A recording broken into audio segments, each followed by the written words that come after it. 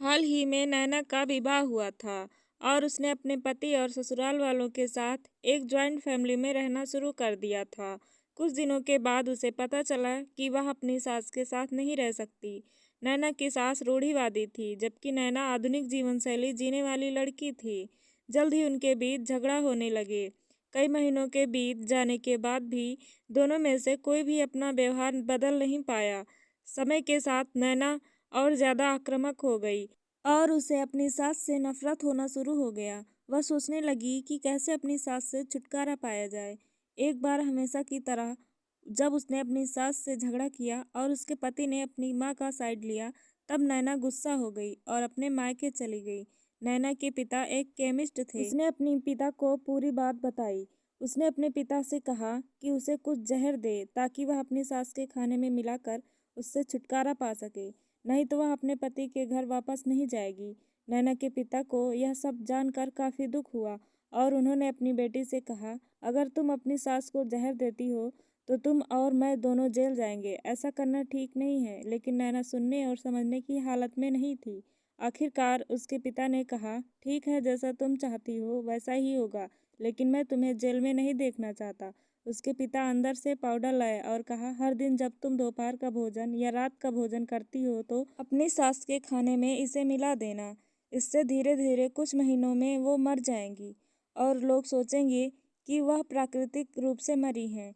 उन्होंने यह भी कहा, क्योंकि किसी को भी तुम पर शक नहीं होना चाहिए, इसलिए आज से तुम अपनी सास के साथ नहीं लड़ोगी, बल्कि तुम उनकी देखभाल करोगी, भले ही वो कुछ भी कहें।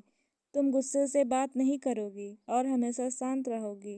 नैना सहमत हो गई और अपने ससुराल वापस आ गई और अपने पिता की सलाह के अनुसार उसने अपनी सास के खाने में पाउडर मिक्स करना शुरू कर दिया और बड़े ही प्यार के साथ बात करना शुरू कर दिया।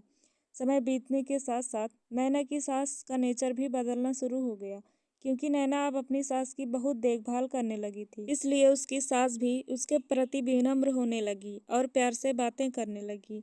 5 महीने बीत गए और नैना खाने में पाउडर मिक्स कर रही थी, लेकिन अब घर का वातावरण बदल गया। कोई झगड़े नहीं थे, दोनों एक दूसरे की तारीफ करते। अब ऐसा लगता था मानो दोनों का रिश्ता माँ और बेटी का रिश्ता हो। अब नैना को चिंता होने लगी कि पाउडर की वजह से उसकी सास जल्द ही मर सकती हैं।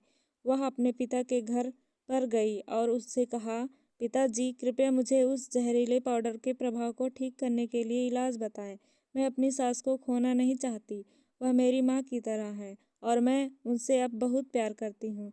उसके पिता मुस्कुराए और कहा, कौन सा जहर? मैंने तुम्हें बस एक स्वीटनर दिया था। नैना हैरान थी और उसने अपने पिता से पूछा कि उन्होंने ऐसा क्यों किया। पिता ने कहा, बेटा, अगर तुम किसी दूसरे इंसान से प्यार चाहते हो तो तुम्हें भी उसे प्यार देना होगा। रिश्ते एक गाड़ी की तरह होते हैं और हम उन पर लगे पहियों की तरह। जब तक सभी पहिए ठीक से आगे नहीं बढ़ेंगे तब तक गाड़ी ठीक से नहीं चल सकती। इसी बात का एहसास दिलाने के लिए मैंने ऐसा किया और तुम्हें अपनी सास के प्रति नम्र रहने को कहा। तुम्हारी अच्छाई देखकर उन्होंने भी अपने आप को बदला और तुम्हें समझना शुरू कर दिया। तुम दोनों ने एक दूसरे के लिए अपने आप को बदला। यही कारण है कि तुम अपनी सास के लिए आज मेरे पास भागते हुए आई हो। नैना अपने पिता की बात समझ चुकी है और आप